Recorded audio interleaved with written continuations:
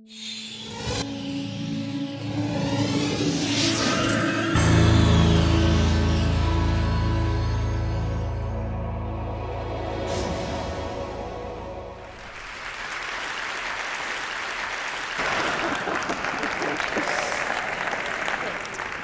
right. I'm going to show you a couple of images from a very diverting paper in the Journal of Ultrasound in Medicine. I'm going to go way out on a limb and say that it is the most diverting paper ever published in the Journal of Ultrasound in Medicine. The title is Observations of In Utero Masturbation. Okay, now on the left, you can see the hand, that's the big arrow, and the penis on the right, the hand hovering. And over here we have, in the words of radiologist Israel Meisner, the hand grasping the penis in a fashion resembling masturbation movements. Bear in mind, this was an ultrasound, so it would have been moving images. And orgasm is a reflex of the autonomic nervous system. Now, this is the part of the nervous system that deals with the things that we don't consciously control, like digestion, heart rate, and sexual arousal. And the orgasm reflex can be triggered by a surprisingly broad range of input. Genital stimulation, duh. But also, Kinsey interviewed a woman who could be brought to orgasm by having someone stroke her eyebrow. People with spinal cord injuries, like paraplegias, quadriplegias, will often develop a very, very sensitive area right above the level of their injury, wherever that is. There's such a thing as a knee orgasm in the literature. I think the most curious one that I came across was it was a case report of a woman who had an orgasm every time she brushed her teeth. This was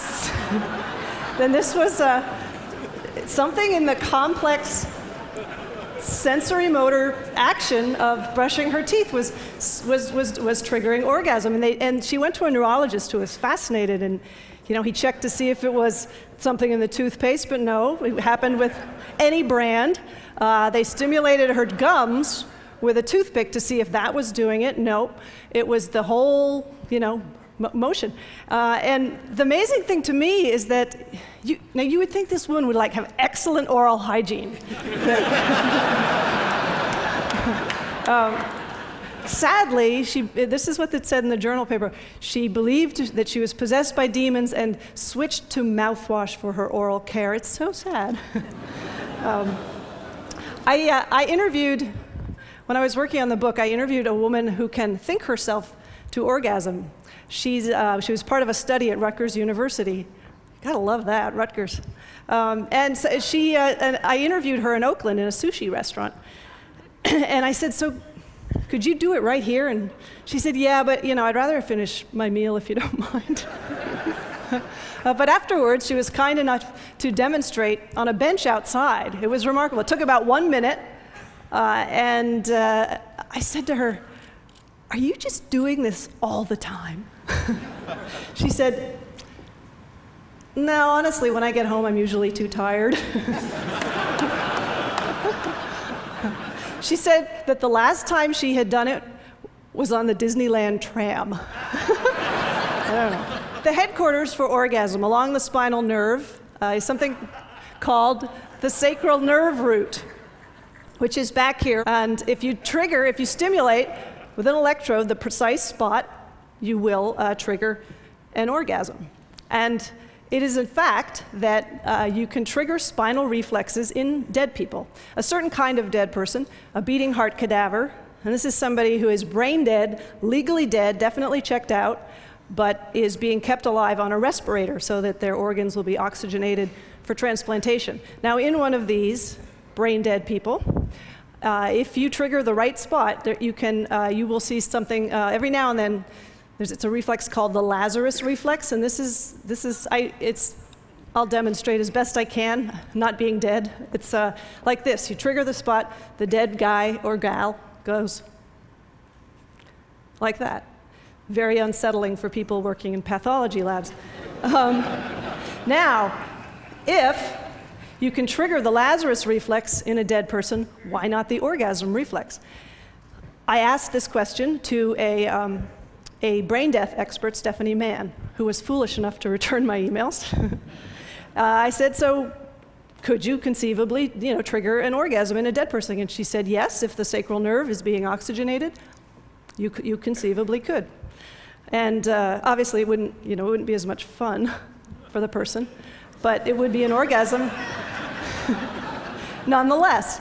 I actually suggested to, there's a researcher at the University of Alabama who does orgasm research, and I said to her, you should do an experiment. You can get cadavers if you work in a university. I said, you should actually do this. She said, you get the Human Subjects Review Board approval for this one. According to 1930s marriage manual author Theodore van de Velde, a slight seminal odor can be detected on the breath of a woman within about an hour after sexual intercourse. Theodore van de Velde was something of a semen connoisseur. This is a guy writing a book, Ideal Marriage, very heavy hetero guy. But he wrote in this book, Ideal Marriage, he said that he could differentiate between the semen of a young man, which he said had a fresh, exhilarating smell, and the semen of mature men whose semen smelled, quote, remarkably like that of the flowers of the Spanish chestnut, sometimes quite freshly floral, and then again, sometimes extremely pungent.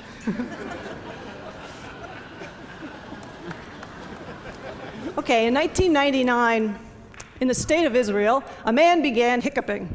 And this was one of those cases. It went on and on. He tried everything his friends suggested. Nothing seemed to help. Days went by. At a certain point, the man, still hiccuping, had sex with his wife. And lo and behold, the hiccups went away. And he told his doctor, who published a case report in a Canadian medical journal under the title, Sexual Intercourse is a Potential Treatment for Intractable Hiccups. I love this article because at a certain point they suggested that unattached hiccupers could try masturbation. I love that because there's like a whole demographic, unattached hiccupers. Married, single, unattached hiccupper. In the 1900s, early 1900s, gynecologists, a lot of gynecologists, believed that when a woman has an orgasm, the contractions serve to suck the semen up through the cervix and sort of deliver it really quickly to the egg, thereby upping the odds of conception. It was called the upsuck theory. And if you go all the way back to Hippocrates, physicians believed that orgasm in women was not just helpful for conception, but necessary. You would have the doctors back then were routinely telling men the importance of pleasuring their wives. Marriage manual author and semen sniffer Theodore van de Velde has a line in his book. I love this guy. I got a lot of mileage out of Theodore van de Velde. He had this line in his book that supposedly comes from the Habsburg monarchy, where there was an Empress Maria Theresa who was having trouble conceiving, and apparently the royal court physician said to her, "I am of the opinion that the vulva of your most sacred majesty be titillated for some time prior to intercourse." It's apparently, I don't know, on the record somewhere. Masters and Johnson, now we're moving forward to the 1950s. Masters and Johnson were upsuck skeptics, which is also really fun to say. They didn't buy it. And they decided, being Masters and Johnson, that they would get to the bottom of it. They brought women into the lab, I think it was 5 women, and outfitted them with cervical caps containing artificial semen.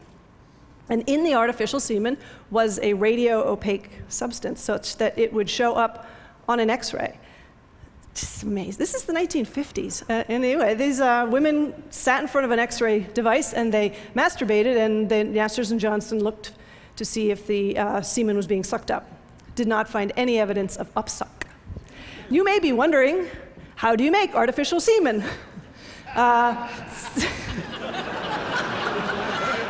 I have an answer for you. I have 2 answers. You can use flour and water or cornstarch and water.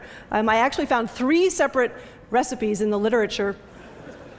My favorite being the one that says, they have the ingredients listed, and then, in a recipe it'll say, for example, yield 2 dozen cupcakes. This one said, yield 1 ejaculate. There's another way that orgasm might boost fertility. This one involves men. Sperm that sit around in the body for a week or more start to develop abnormalities that make them less effective at head-banging their way into the egg. British sexologist Roy Levin has speculated that this is perhaps why men evolved to be such enthusiastic and frequent masturbators. He said, if I keep tossing myself off, I get fresh sperm being made, which I thought was an interesting theory. So now you have an evolutionary excuse. Okay. Alrighty. There is considerable evidence for upsuck in the animal kingdom. Pigs, for instance. In Denmark, the Danish National Committee for Pig Production found out that if you sexually stimulate a sow while you artificially inseminate her, you will see a 6% increase in the farrowing rate, which is the number of piglets produced. So they came up with this plan, this 5-point stimulation plan for the sows, and they had the farmers, there's posters they put in the barn, and they had a DVD, and I got a copy of this DVD. And this is my unveiling, because I'm going to show you a clip. Okay, now here we go. See, off to work. And it all looks very innocent. Okay, he's going to be doing things with his hands that the boar would use his snout. Lacking hands. Okay. This is the boar has a very odd courtship repertoire. This is to mimic the weight of the boar.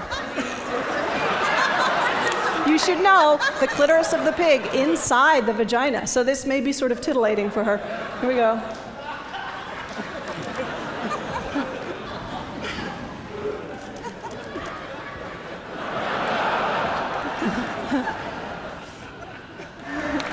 So,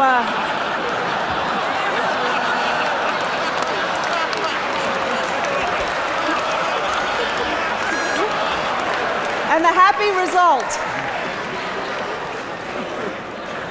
I love this video. There's a point in this video towards the beginning where they zoom in for a close-up of his hand with his wedding ring, like as if to say, it's okay, it's just his job. He really does like women. Okay, now I said when I was in Denmark, my host was named Anne-Marie, and I said, so why don't you just stimulate the clitoris of the pig? Why don't you have the farmers do that? That's not one of your 5 steps. She said, I have to read you what she said because I love it. She said, it was a big hurdle just to get farmers to touch underneath the vulva. So we thought, let's not mention the clitoris right now. Shy but ambitious pig farmers, however, can purchase, this is true, a sow vibrator that hangs on the sperm feeder tube to vibrate. Because as I mentioned, the clitoris is inside the vagina, so possibly, a little more arousing than it looks. And I also said to her, now these sows, you may have noticed the sow doesn't look to be in the throes of ecstasy. And she said, you can't make that conclusion because animals don't register pain or pleasure on their faces in the same way that we do. They tend to, pigs, for example, are more like dogs. They use the upper half of the face. The ears are very expressive, so you're not really sure what's going on with the pig. Primates, on the other hand, we use our mouths more. This is the ejaculation face of the stump-tailed macaque. And, interestingly, this has been observed in female macaques, but only when mounting another female. Masters and Johnson in the 1950s, they decided, okay, we're going to figure out the entire human sexual response cycle, from arousal all the way through orgasm in men and women, everything that happens in the human body. Okay, with women, a lot of this is happening inside.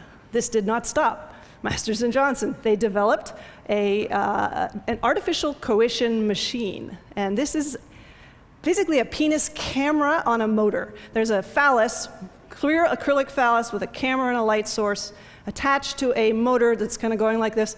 And the woman would have sex with it, and that's what they would do. Pretty amazing.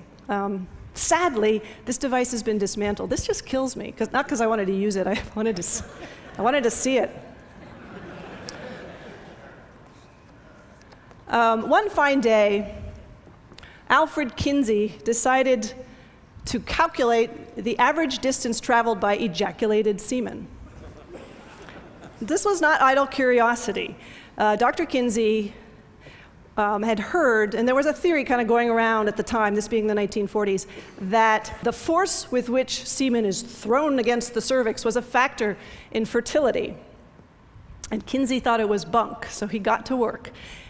He got together in his lab 300 men, a measuring tape, and a movie camera.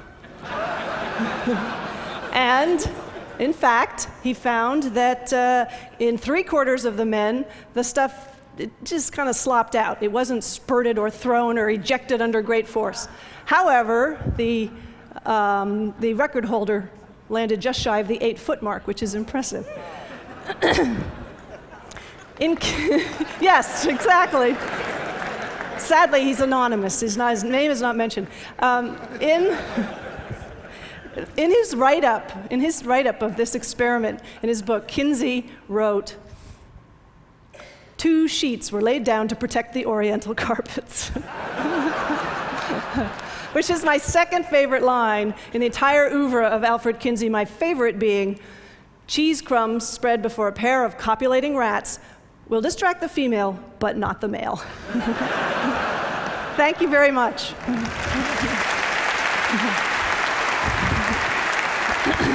Thanks.